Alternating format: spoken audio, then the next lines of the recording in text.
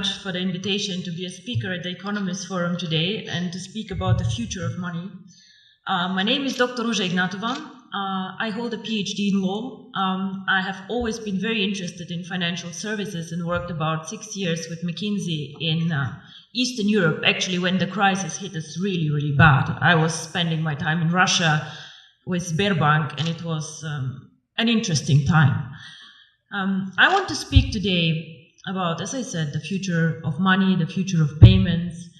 And I am, how to say, a bit sad to listen to the speaker before me, who are having such a gloomy outlook, focusing on all the issues that the region faces, and showing us a future where we have to do a lot of catching up in Eastern Europe, a lot of work, a lot of tasks, a lot of issues. So I would like to take a bit of a different approach. I would like to show people that Eastern Europe can innovate, that Eastern Europe can bring growth, that we are not just a follower country catching up, but actually that we also can show the world that we can do a lot. Our company, which is very young, 1.5 years old, actually writes history currently with cryptocurrency. Onecoin currently reached a market capitalization of $1 billion 3 days ago, which makes me extremely proud. And we have a network of 650,000 users, over 190 countries, and we come from Eastern Europe.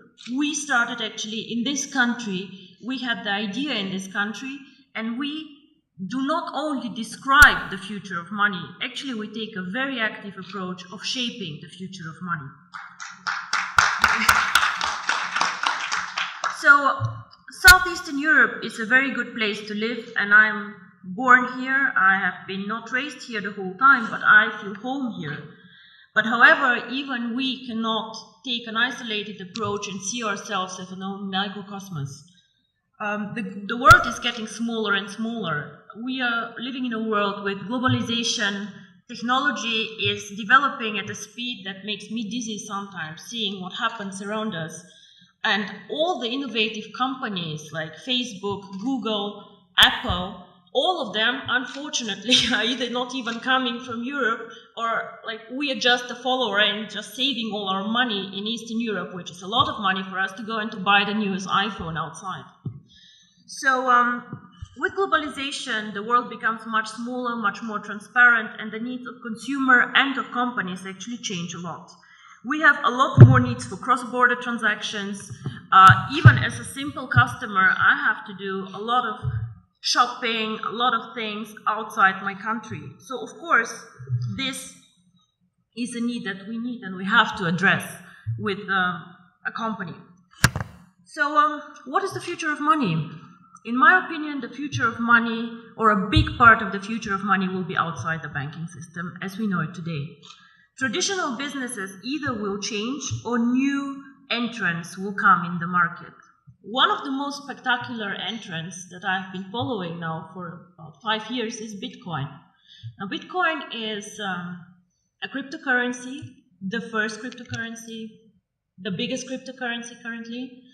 And these people who created Bitcoin, nobody officially knows who they are, have my fullest respect for the innovation, disruption, and value creation that they actually did to the financial market. Of course, wherever there's value creation, speculators come, and a lot of turmoil can happen, but these people created something new and something really exciting. Bitcoin and the blockchain technology, which makes financial services independent from governments, independent from regulators even, and independent from banks as we know them, already starts changing the world we live in. However, Bitcoin until now and the more sophisticated cryptocurrencies have been a payment system, an investment system for the either very sophisticated people out there with a very, very solid IT background, for the smart ones, or for the elite who has a lot of money and diversifies their portfolio with a new exotic investment like Bitcoins. The market is still not very big, with a market capitalization fluctuating between 2 and 3 billion, transactions happening every day about 200 million euro. So we still have a lot of potential to grow in the cryptocurrency market, but we see a start. So We have been, or are we still an emerging market? I'm not sure what is politically correct to say, but emerging markets are out there. And we can speak about Latin America, we can speak about Asia, we can speak about Africa, extremely interesting market actually, which is like catching up now. And we can speak about also the small Asian countries. In all these countries, we have an issue that we also had here actually, a lot of people who are underbanked, unbanked, or just forgotten by the big players. Why? Because they're poor, because they have needs that are not that interesting in the transactions, or simply because some of these people do not have proper documents. I have been in countries where people, every one of them has a smartphone, but has no proper ID card. So how do these people bank?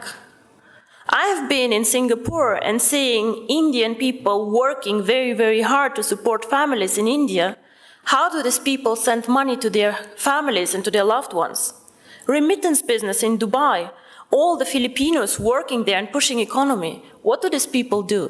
What they do is they either go to a bank to do foreign exchange, they go to a Western Union outlet, and they pay high fees. Because why? We as a financial sector charge always most the ones who are the poorest, who are like the ones with the needs that nobody else can serve. If you're an affluent customer, if you have a lot of money, the banks will fight for you, they'll give you cards for free, they'll do their best to make you happy. But the people out there, the mass customers, the ones who actually change the world, the ones who are working for economy, these people are underserved, underbanked, and I believe that cryptocurrency can change their life. And not only me, actually, I think Bill Gates believed the same and said that cryptocurrency can make a huge difference for emerging markets. So, what is really the future of money?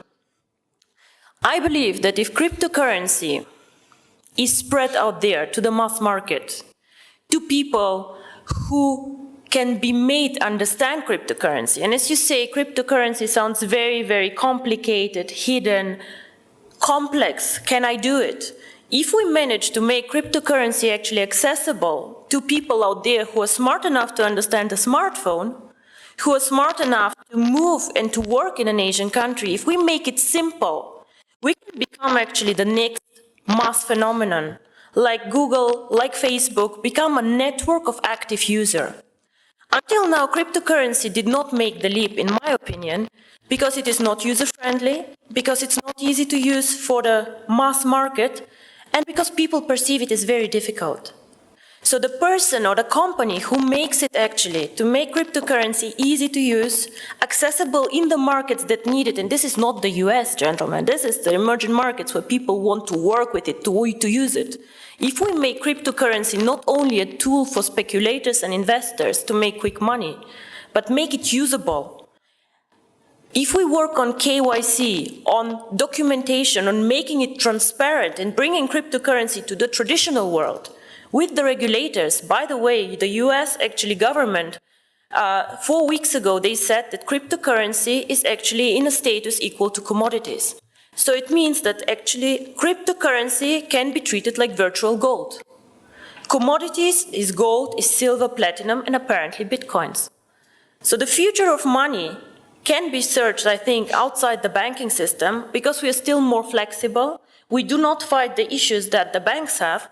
And because we think that the next big thing is based on technology, on the internet, and on the network phenomenon that we see in all these big companies out there. I think if we manage to provide a consistent strategy, a case to use the currency, and an easy access, which is aligned with the regulators out there, transparent, safe, cryptocurrency can actually be one of the preferred methods of payment, and not only bank transfers, card transfers, and all the traditional ways that we deal money with. My future, or my vision actually, is the one card, making cryptocurrency one currency like the euro, like the dollars, that you just can go and spend with your card, which can be a Visa, MasterCard, China Union Pay, whatever. Make it a real currency that people just can go and spend out there. I have done my job whenever all of you can go with their card and just spend Onecoins for a dinner. This is when cryptocurrency actually became real for me. And I'm very, very curious how the next 2 to 3 years will work out for all of us. And I hope I'm right, that the future is with technology and with us. Thank you very much.